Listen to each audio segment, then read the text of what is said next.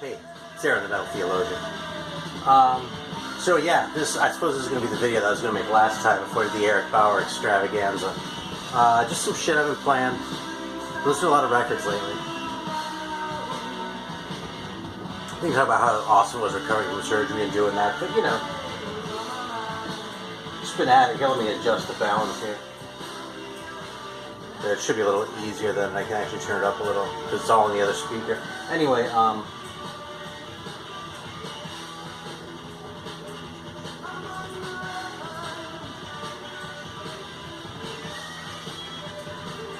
alright, so, this one actually just came today. I got a few records in the mail today.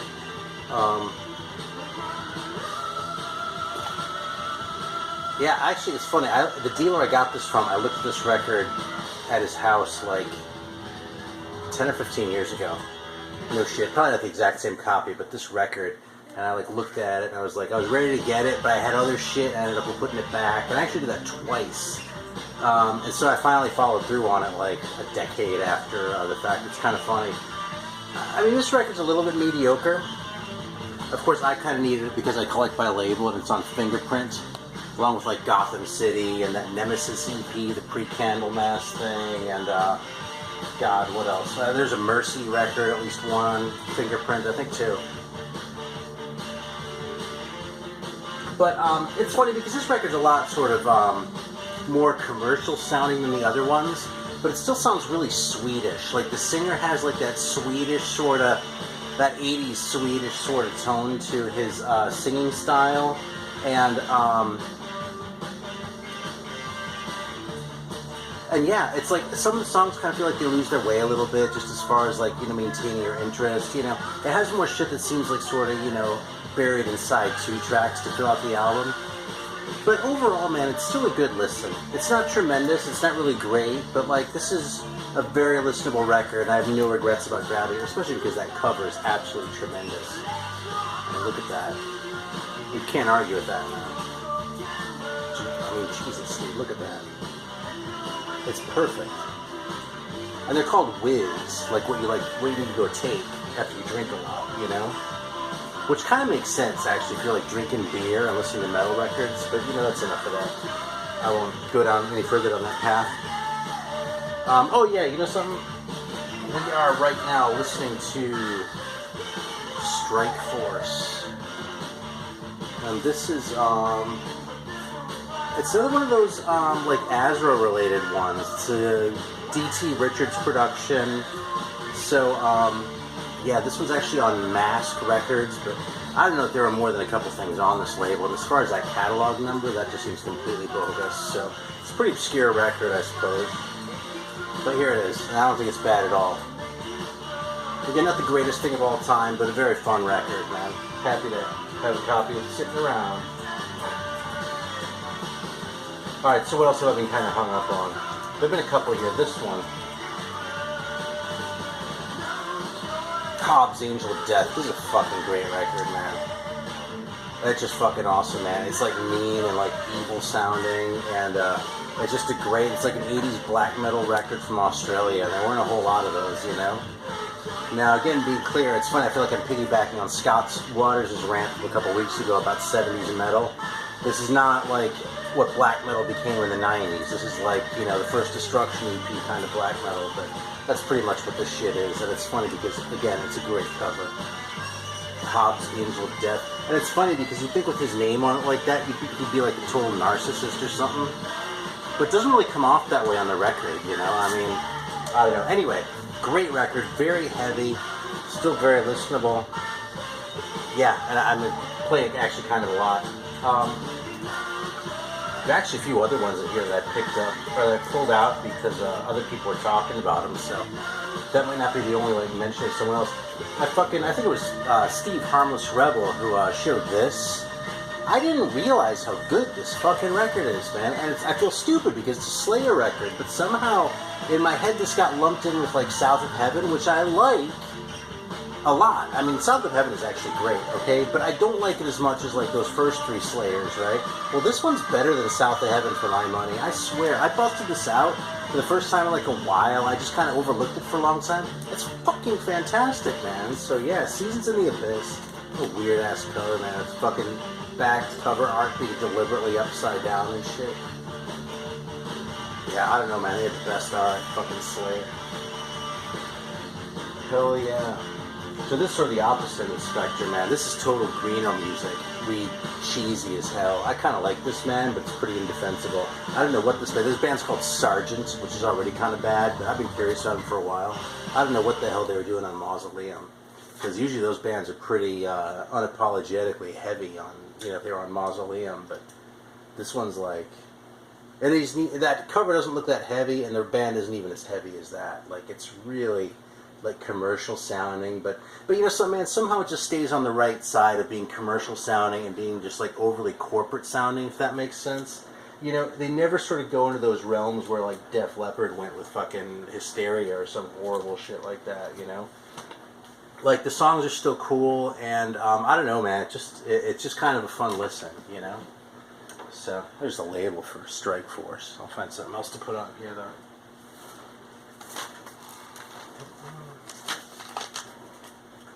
Funny, it's this weird ass inner.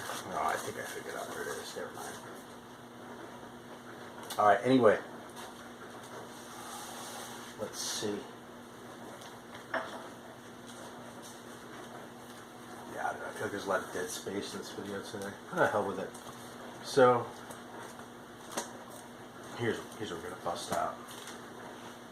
Because this record's great. I've been playing this one too. You going to bed, my friend?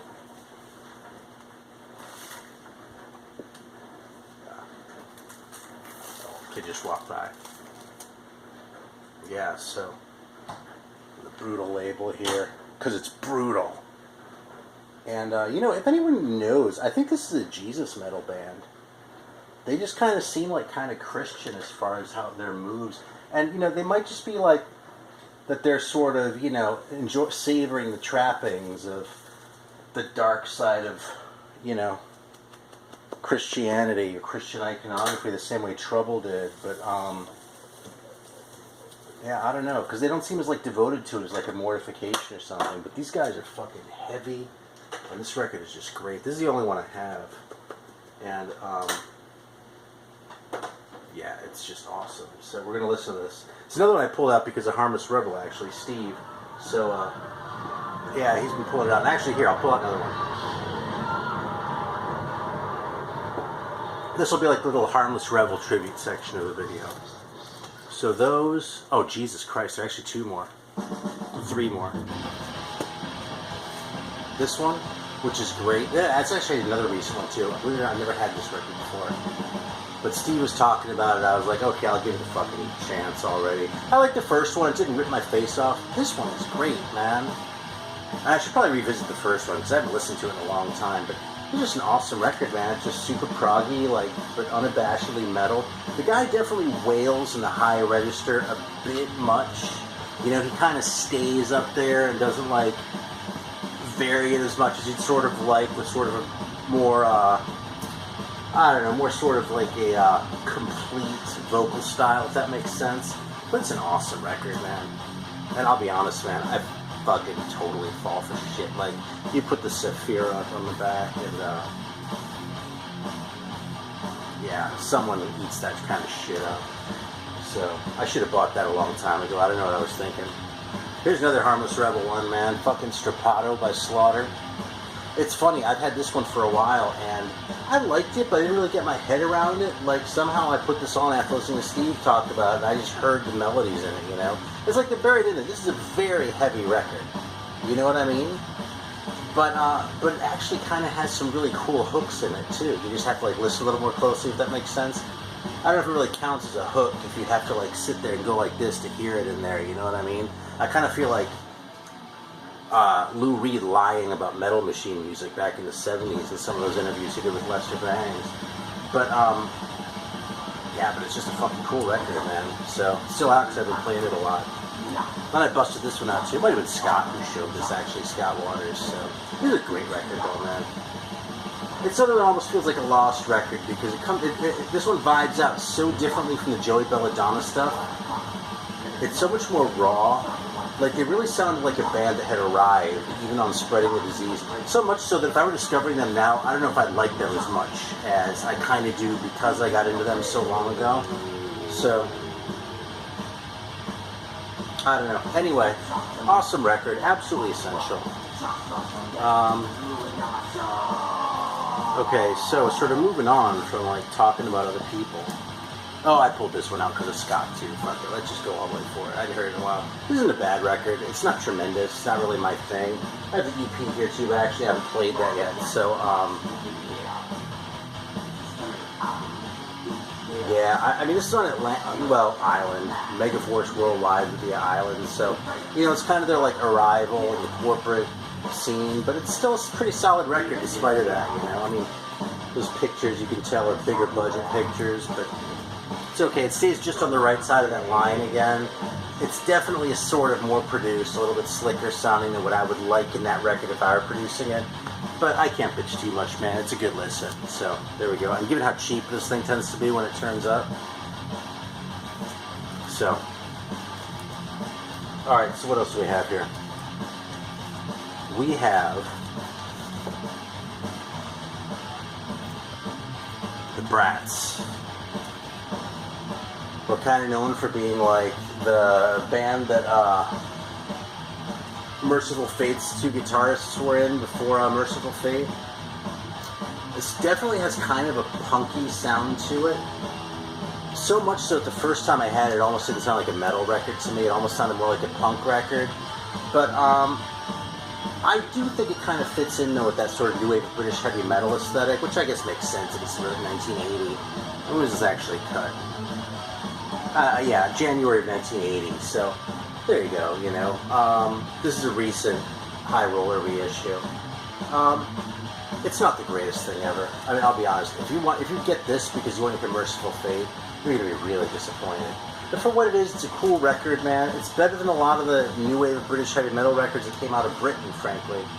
You know, and, I mean, this is at least as good as the second Witchfind record, or, fucking that second Jaguar record or any of that kind of shit. So, you know, God, even the first Jaguar record isn't really that great. This is just as good as Power Games. So, hey, it's not a bad record. It's not tremendous. I'm not giving it a glowing recommendation, but if you buy it, you probably won't get ripped off unless your expectations are way out of whack. So, this band I've heard people hyping for a long time. I got this record a couple of years ago to check them out. Didn't really get it. I fucking got it a couple weeks ago. I've been playing this one a lot now. That's why I don't like to get rid of records anymore, man, because sometimes I have to sit on them for a few years before I get my head around them, you know? Like, I pull them out annually, you know, sort of cycle through. It's like, how's this one? That kind of still sounds like shit. How's this one? Still kind of fucking boring. How's this one? It starts out great, man. Really fucking peters out 2 or 3 songs and it just stays boring from there. Same as my last impression of it now that I'm thinking about it. What about this one? Oh my god! This is the greatest thing ever! And it was just sitting over there, you know? So, that's why I pull shit out over and over. Anyway, this record, man, same deal, man. I start hearing the riffs. It's like, there's really sort of incongruity in Sabbath, I think. The UK Sabbath, obviously. Between this whole sort of, like, sword and sorcery, almost, like, aesthetic, and the cover art, and, like, the themes, and their sort of, like, thrashy, like, hard thrashy sound, you know? But what can I say, man? I don't know listen to lyrics anyway, and this is a damn good record. But it took me maybe not quite half a dozen listens, maybe 4 or 5 listens, but more than 2 or 3 listens to really hear what's cool in this record. You know what I mean? Again, it just took me a while to listen into those riffs. It's funny, I feel like I'm showing a lot that I came around on here today, but I started getting into those riffs. I started to understand what the singer was doing with that sort of vocal style that I just thought was kind of monotonous and not good first couple listens, you know? I understand it now. It's fucking really good.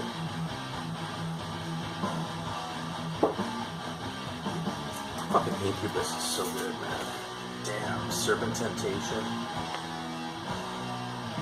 These guys became opprobrium when the fucking new metal pieces of shit, like, with the corporate lawyers came after him on account of the name, even though they were around first. Yeah, fuck those guys, man.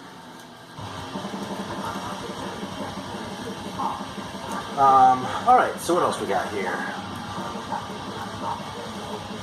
Alright, here are a couple others that oh, Jesus, man, there's so much shit here. Alright. So speaking of new wave British heavy metal stuff, this is like one of the holy grails of the genre until, I mean, I've literally never seen an originalist. I don't think I've even ever seen an originalist offered for sale. And I've been at this for a while, man. I didn't start collecting last year, so. This one, though, it's kind of mediocre, really. Fucking Brats are probably as good as these guys. Probably about the same, actually. Because this isn't really bad. It kind of feels like there are one or two things this band kind of does for atmosphere and for color that they kind of come back to too many times, you know? And it sort of binds it thematically. And I don't mean as far as like concept, although I suppose there probably is that too, but just from a sound standpoint, like it sort of binds it thematically, but it kind of overdoes it. Like it beats the point a little bit too hard, and so it gets a little bit lame.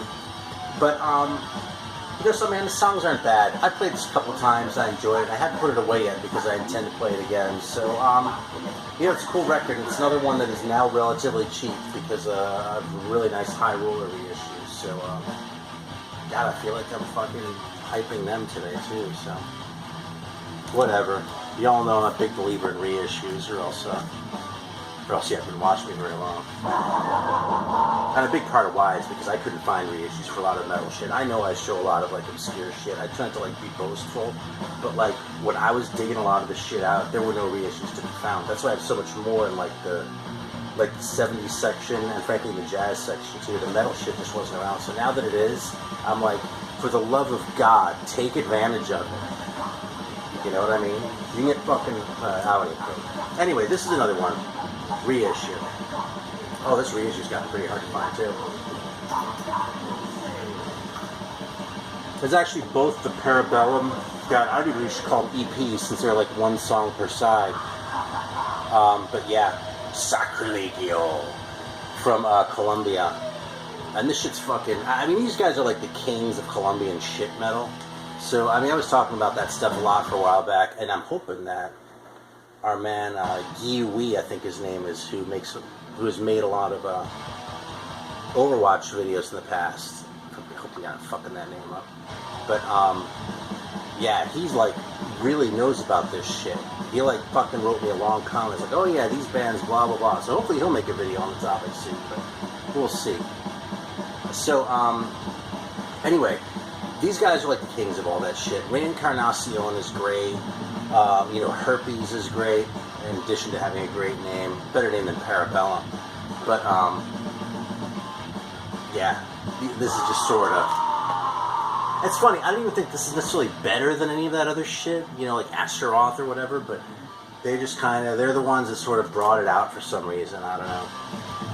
These guys, by contrast, are really sort of anomalous. I think I showed this a few videos ago, but I played it a few more times.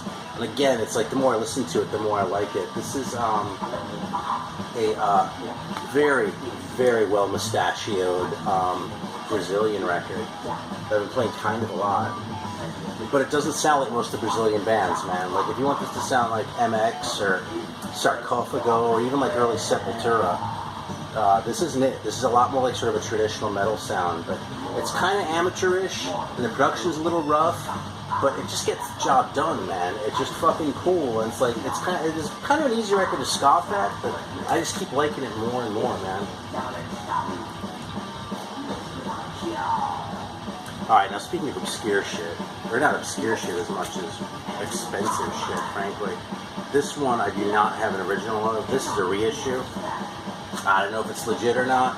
I don't think there are very many of these, but this is pretty much everything Paradox ever did. In fact, there's a lot of filler on this thing, because since they only ever did Paradox, they only released, like, they didn't even really release it. There's that one 4-track EP, and then there were 2 songs on 2 different Silverfin comps. So that's like side 1, basically. And then side 2 is basically bullshit recorded in 2013. There's like 1 live track from 83, but the rest is like from some reunion show. And I hate to be a dick. I would go to that show if I had the opportunity, but I really kind of don't need a record of it. You know what I mean? And I'm like,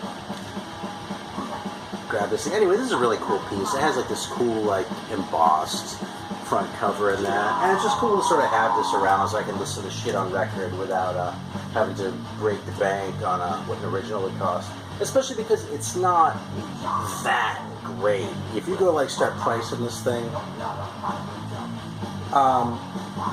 I like this record a lot. It's a little bit commercial, especially the first song, Don't Let Go, but it still rocks hard. It's real, like, metal with no bullshit. I don't know why they fucking didn't release the record properly, because there's nothing to be ashamed of here, man. It's a cool-ass record. But it's not the greatest thing ever. It's not, you know, well, whatever. I don't want to talk about what some of the bad shit that comes to collecting. Let's put it that way. As far as money goes, what else do we have here? All right, here's what I'm pulling out for Thumb Finger. There's actually only Suicidal Tendencies record I still have. I say still have. I actually just got this not all that long ago. When I was in New York taking Spencer to tour the school he's at now. And I kind of got full time saving because when this came out, it was kind of huge. Like, my friends were really into it and shit. I actually never even liked it as much as them. I did discover the first one not too long after I heard this, and I liked that one more at the time. But you know something? I never really got my head around that record. In fact, I will even say that I think the first Suicidal Tendencies record is one of the most overrated records out there. I just think the songs are kind of shit. You know, they're not terrible, but they're kind of crap. It's not that great, and like, that record has this reputation for just being so great. And I mean, even the cover sucks. I mean, there's just nothing great about that record, you know. So this one is likewise not great, but I just think the songs are a lot better. I think the performance is better. It's a little more metalish, but it's still filed in punk in this house, you know. I think it was the sort of crossover aspect of it I didn't like so much when it came out. But aside from the fact that Possessed Escape was huge, you know, among, you know, when I was fucking 15 or whatever, 16, and Suicidal Maniac. Some of these songs I just fucking kind of stayed with me, and so it was a little bit of a trip down memory lane to listen. It's funny, I was talking about not doing nostalgia, and I rarely do, and I don't know, man, I don't look back on this era with any particular fondness, but I did look back on this record pretty fondly, and I will say I wasn't disappointed. So maybe I'm coming around on Suicidal Tendency, using a lot more words to say that, but don't expect to see a whole lot more in these videos. Sorry if you're a huge fan. Thumb Finger. But I just found some nice things to say about it, so hey. Alright, man, how about Philadelphia, man? I know I showed their second record in the video a long time ago. Fuck, my feet are falling asleep.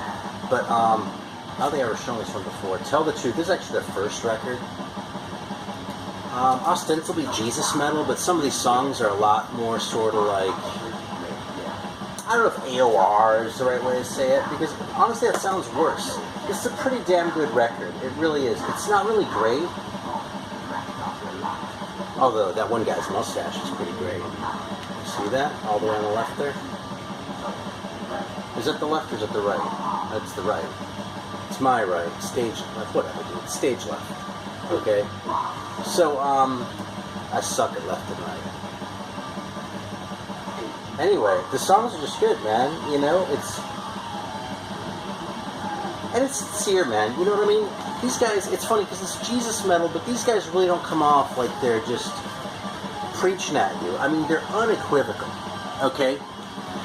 This is like, I mean, look at the cover with the Alpha and Omega. I mean, I fucking Philadelphia, like, just in case you were wondering if it was a Revelation reference, there it is. It's one of the 7 churches, made famous by Possessed, of course. You know, it has the lyrics in here. It has shit about, like, Jesus and about, like, churches that aren't serving the poor and are just about, like, showing off and shit and all the sorts of things you expect to see. But somehow this just doesn't come off as, like, preachy like that. You know what I mean? It's like the corniness of this record is corniness for its own sake. It's not corniness as a consequence of having tried to push a message too hard. So overall, man, 2 thumbs up. And it's a relatively cheap record. I mean, I don't want to say it's the greatest thing ever, but I just appreciate what they were doing, man, and I really like this record. I think I like this more than their second one, Search and Destroy, I think it's called, or Seek and Destroy, I don't even remember now. But that one actually just got a reissue recently. Either that or there's one coming up, I don't even fucking remember. But Scott's involved in that. That's a good record too, but I think I like this one better, so. Yeah, Tell the Truth by Philadelphia, man. I actually got the other one like a long time ago because it had a reputation for being heavier, and I didn't like it enough to go and search out the first one as well. So relatively recently I found it cheap, like, I don't know, within the last 6 months or so. And it's great. I don't know if I showed this one recently or not, but this is Der Kaiser, who are French, of course, because why wouldn't they be a German man with a German name? Especially because they actually sing in French too.